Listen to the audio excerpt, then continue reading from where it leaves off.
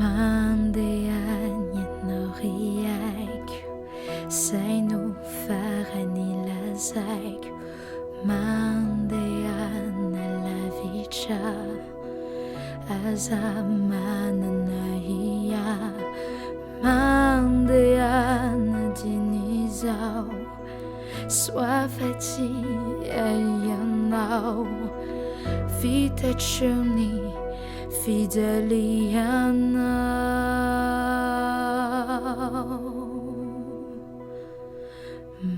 Mandiana havaku, Tihiala atwampu, Ni fatsyaruvanau, Mandiana saudezau, Fefaihelanunital, Iyanau tituantan, Mandiana Anyalavicha.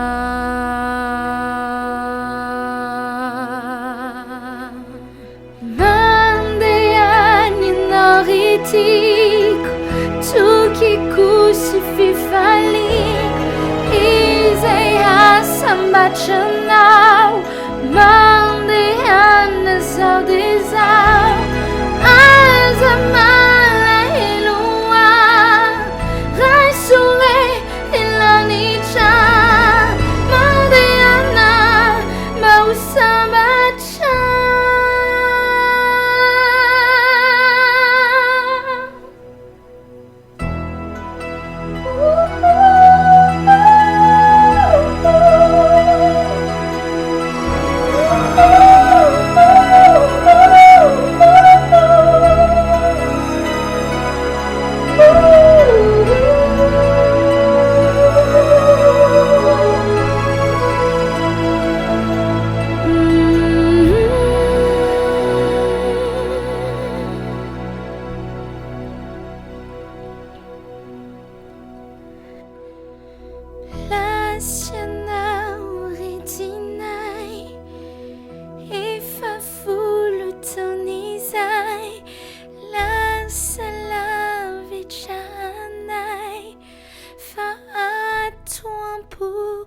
Manchakisa.